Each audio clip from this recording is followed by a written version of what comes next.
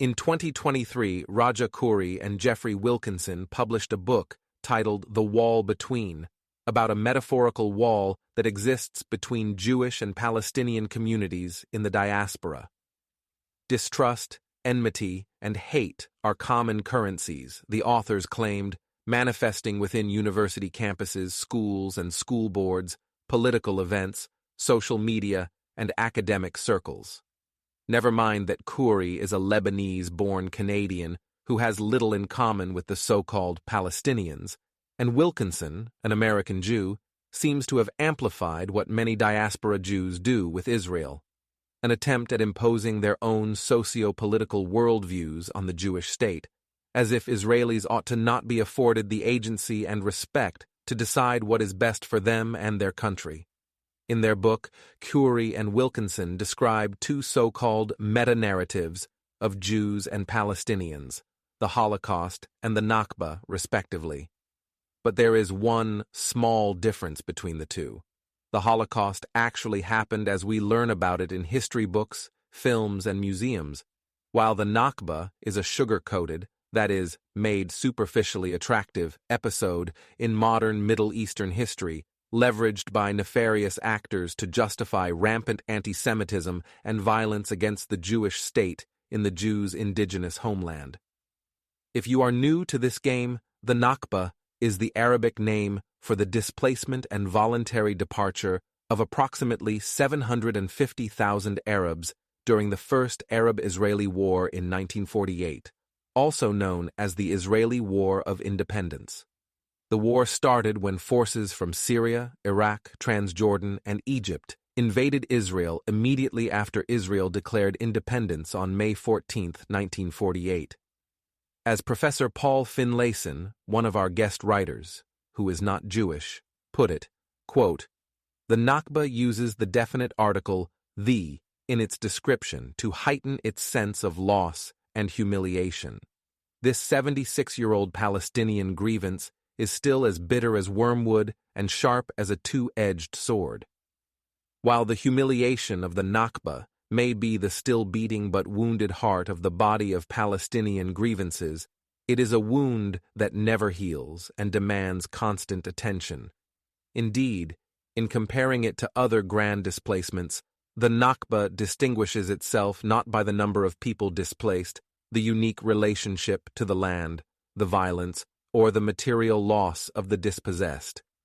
It is unique as a catastrophe because its people decided, while cheered on by a grand cast of willing enablers, to make their loss an idol to be worshipped, a grievance that demanded their enduring obeisance."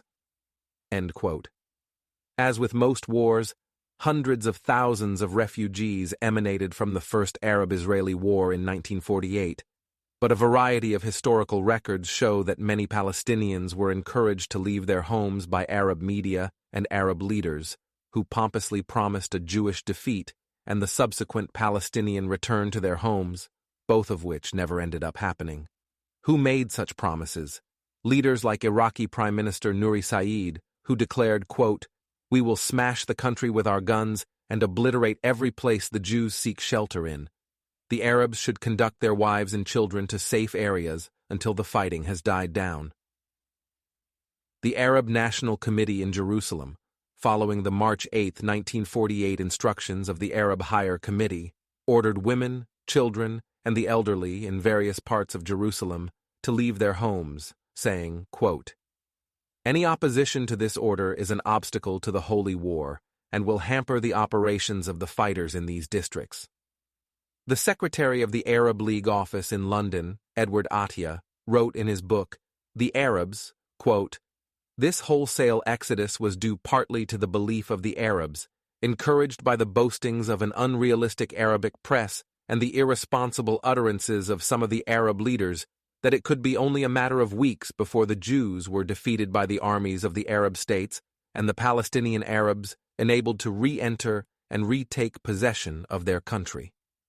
In his memoirs, Khalid al-Azm, the Syrian prime minister in 1948, also admitted the Arab role in persuading the refugees to leave, writing, quote, "Since 1948 we have been demanding the return of the refugees to their homes.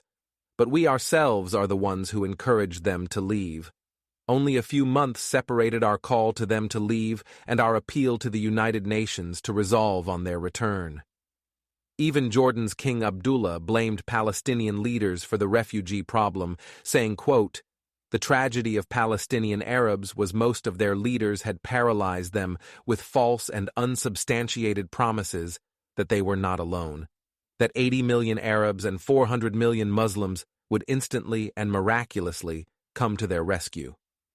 And current Palestinian Authority President Mahmoud Abbas said, quote, "The Arab armies entered Palestine to protect the Palestinians from the Zionist tyranny, but instead they abandoned them, forced them to emigrate and to leave their homeland, and threw them into prisons similar to the ghettos in which the Jews used to live." Hence, the Palestinian meta-narrative overemphasizes the Nakba and thus is built on a combination of wishful thinking, political spin, mass delusion, and bold-faced lying. To add insult to injury, this quote-unquote meta-narrative is a double negative, because it drives incitement and terrorism against the Jewish state, which drives a strong Israeli response, and the cycle gets exponentially worse for everyone involved. By and large, Israelis do not deny Palestinian existence, justice, or self-determination. We have no problem acknowledging that Palestinian refugees were created in the pursuit of Jewish self-sovereignty, even though it was the Arabs who started that 1948 war. And still, history is not a perfect science. But when your meta-narrative is based on some post-modernism ideological supremacy where truths go beyond objective realities, it becomes a bit much as alternative facts replace actual facts, and feelings have more weight than evidence. Never mind that the term Nakba has, in and of itself, undergone quite the evolution.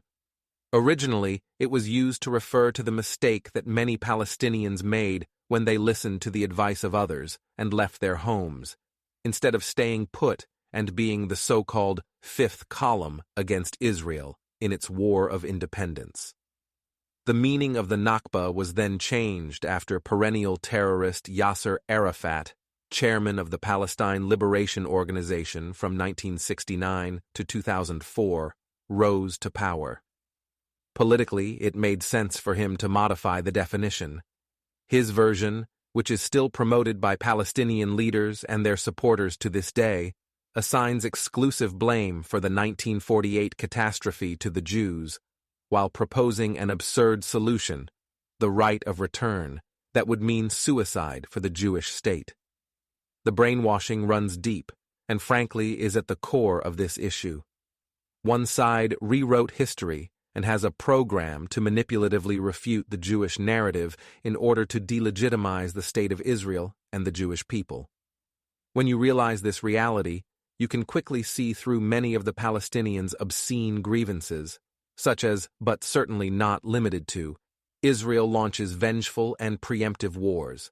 Israel imposes an inhumane blockade on the 2 million people, mostly refugees, in Gaza.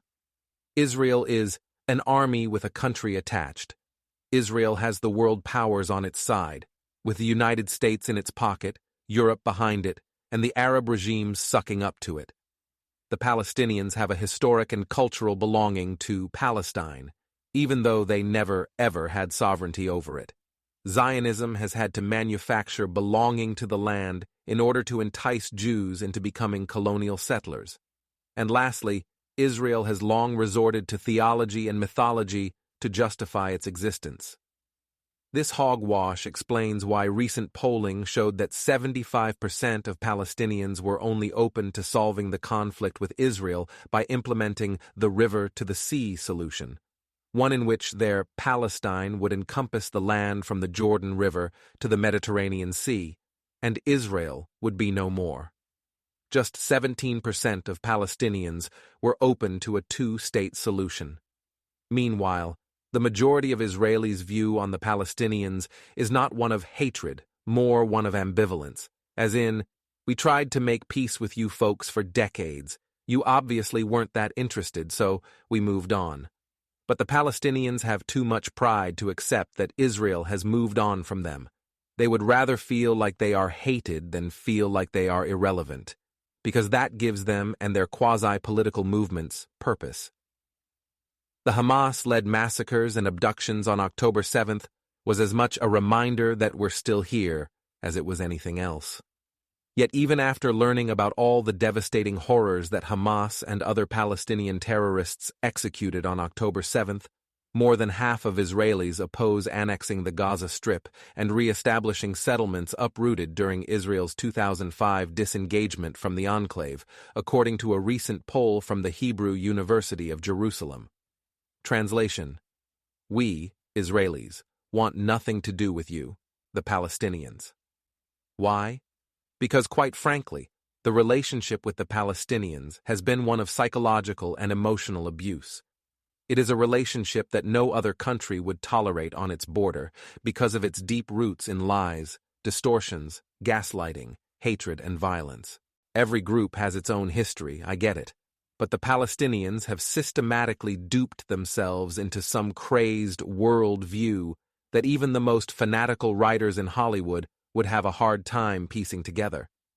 Heck, one of their own, Palestinian-American historian Rashid Khalidi, acknowledged that the Palestinians, quote, have failed as much on the level of narrative as anything. This is because the Palestinian position is not one flossed with historical facts, but with selective memory that dangerously confuses recollection with history. Thus, it eventually becomes impossible to divide the two from becoming entwined in the remaking of past events.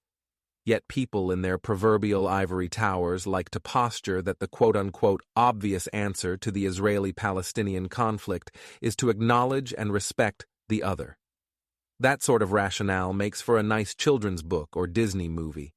But amidst the harsh conditions of the Middle East, the reality is that Palestinians do not see Palestinian and Israeli lives as equal. For example, and there are many, Palestinians jail, torture, and kill their own for collaborating with the enemy, Israel, and proudly incentivize the killing and kidnapping of Israelis. The worse the attack, the more Palestinian governments dole out in cold hard cash to the families of martyrs as a matter of formal policy. Of course, there are good Palestinians and evil Israelis. Nothing exists in totalities. But when you look closely at Palestinian society and Israeli society, it is overwhelmingly clear that one does not see the other as equal.